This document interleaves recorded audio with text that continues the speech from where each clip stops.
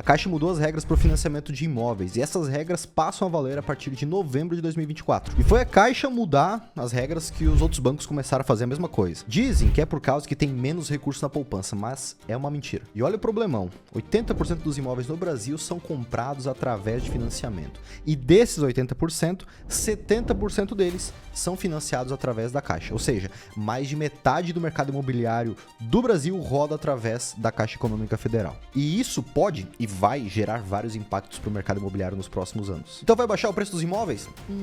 Vamos ver. Vamos falar nesse vídeo sobre quais regras mudaram, por que elas mudaram, qual que foi o fundamento disso e quais são os principais impactos para os próximos anos nos seus investimentos imobiliários, se você é investidor no mercado imobiliário ou atua nesse mercado. Mas antes, já curte esse vídeo aqui na Confiança e se inscreva nesse canal porque toda semana tem aula ao vivo aqui te ensinando como investir em imóveis do jeito certo. Já são mais de 150 aulas, 150 semanas ensinando tudo que eu aprendi nos últimos anos investindo no mercado imobiliário.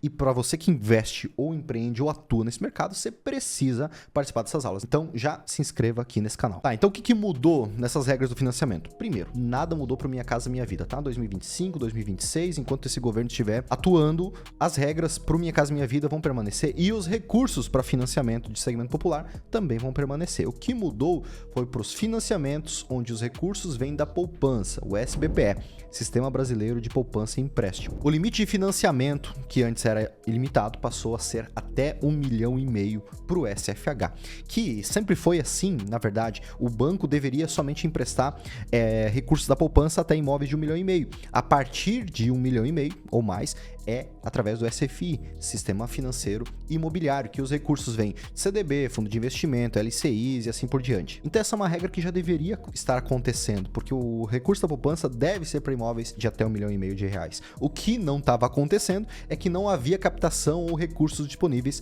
para financiamentos de imóveis superior a esse valor. O que tende a acontecer a partir de 2025, naturalmente uma demanda do mercado, isso vai acontecer. Ou seja, os recursos vão vir de fundos de investimento, de letras de crédito imobiliário, vão vir de CDBs do banco.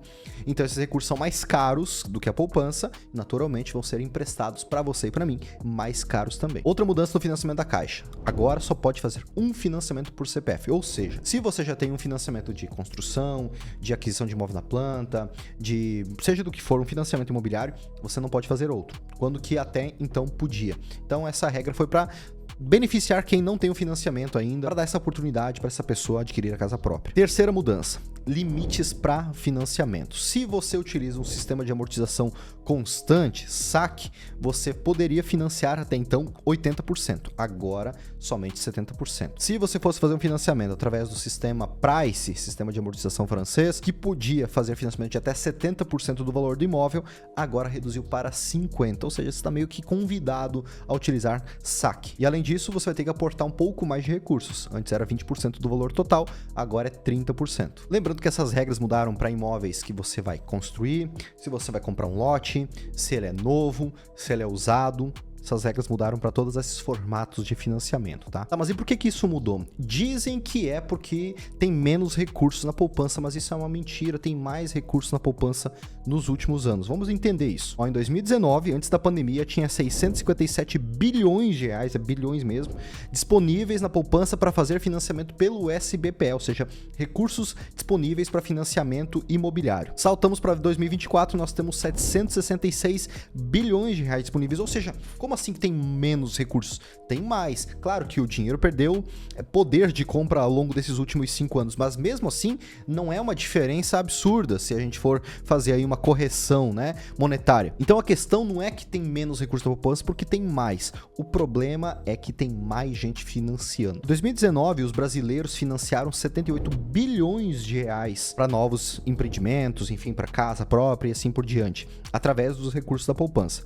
Vamos para 2020, 123 bilhões de reais. Claro, estou arredondando aqui, né? 123, 124. Em 2021, 205 bilhões 374 milhões de reais. 2022, 179 bilhões. Sim, diminui um pouco em relação a 2021, né? E 2023, 152 bilhões. Agora em 2024, até onde foi disponibilizado, aí a gente provavelmente vai bater 150 bilhões novamente. Ou seja, por mais que os recursos da poupança se mantiveram nos últimos anos, um pouquinho mais talvez, o fato é que teve o dobro de financiamentos, mais do que o dobro, quase o triplo de financiamento nos últimos anos. Isso, aquele recurso que estava disponível lá na poupança deixou de estar, e todo o recurso que poderia ser utilizado para financiamento de novas unidades já está sendo utilizado. Por isso que a Caixa fechou a torneirinha, porque o orçamento de 2024 está acabando em outubro, então ela tem que encerrar o ano cumprindo a meta de liberação de recursos. Mas veja só, vamos ver os impactos agora. Como qualquer empresa está crescendo, a Caixa é gigantesca, toda empresa tem o seu orçamento previsto para o próximo ano, a meta de orçamento. Meta, no caso de um banco de empréstimo, e meta de recebimento. Então ela tinha a meta de emprestar esse ano 18 bilhões de reais. Pois bem, ela está quase chegando nisso aí, ela aperta essa torneira. Nós já vimos isso acontecer em outros anos, diminuir o percentual de financiamento, enxugar os recursos, não liberar financiamento. Isso acontece quase que de ano em ano, tá? Porque ela bate a meta um pouco antes, mas chega Natal, ela dá uma flexibilizada, início do ano, né, a partir de fevereiro, março, volta a liberar mais recursos. Ah, então tá resolvido, Léo? É só esperar um pouco mais que eu vou conseguir investir naquele imóvel, eu vou conseguir comprar casa própria, eu vou conseguir construir meu empreendimento com recursos da poupança? Não. O que nós vivemos no Brasil, né, de crédito imobiliário vindo da poupança vai deixar de existir nos próximos anos. Por quê? Por mais que os recursos que estão disponíveis na poupança, que os brasileiros estão investindo na poupança lá, tá se mantendo esse saldo, a gente tem uma demanda no Brasil bem maior do que os recursos podem absorver. Então, cada vez o governo, né, por uma política de diminuir esse valor, o teto de financiamento com recursos da poupança, ou mesmo o próprio banco. Para quê? Para disponibilizar esse financiamento para mais pessoas. Faz mais sentido para o banco em termos de oferta de produtos, em termos de pulverização também do mercado, ele financiar 5 imóveis de 300 mil do que apenas um de 1,5 milhão. Então, meu caro, se você vai investir no mercado utilizando o recurso do banco, pensa em fazer isso no futuro para empreender, seja o que for, os recursos vão ter que vir de outros caminhos, tá? Por isso que a própria Caixa está criando fundos para fazer financiamento desses imóveis com maior valor agregado, porque ela não quer perder esse cliente é bom também, ele compra mais, ele consome mais, é menos custo operacional, né, ter apenas um cliente, então a Caixa está se reorganizando para poder financiar imóveis de valores mais agregados para esse cliente também. E não só a Caixa, né? O mercado financeiro, que perdeu muita grana nos últimos anos para o mercado imobiliário, vai fazer a ponte entre mercado financeiro e mercado imobiliário até através de fundos de investimento, letras de crédito imobiliário e assim por diante.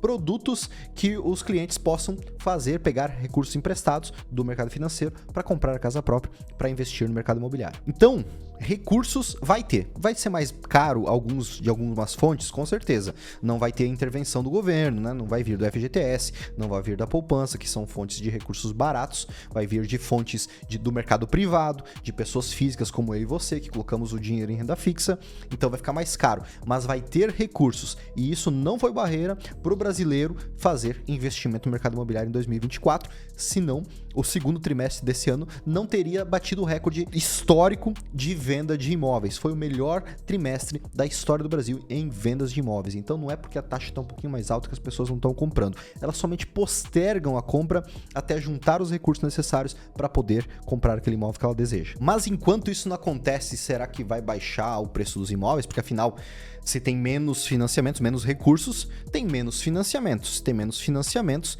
tem menos gente comprando. Se tem menos gente comprando, mas o mesmo volume de pessoas querendo vender, essas pessoas vão querer dar um pouco mais de espaço para poder vender esse imóvel, baixar um pouquinho o preço.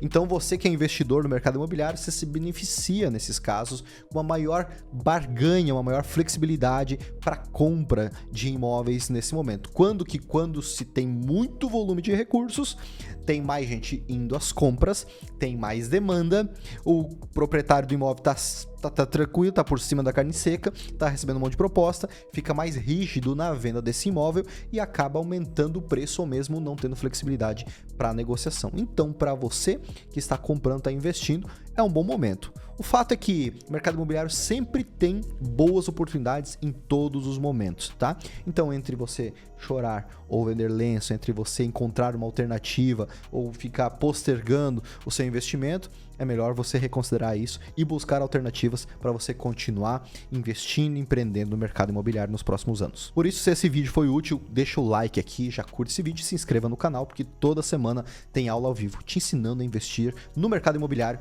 do jeito certo. Até mais!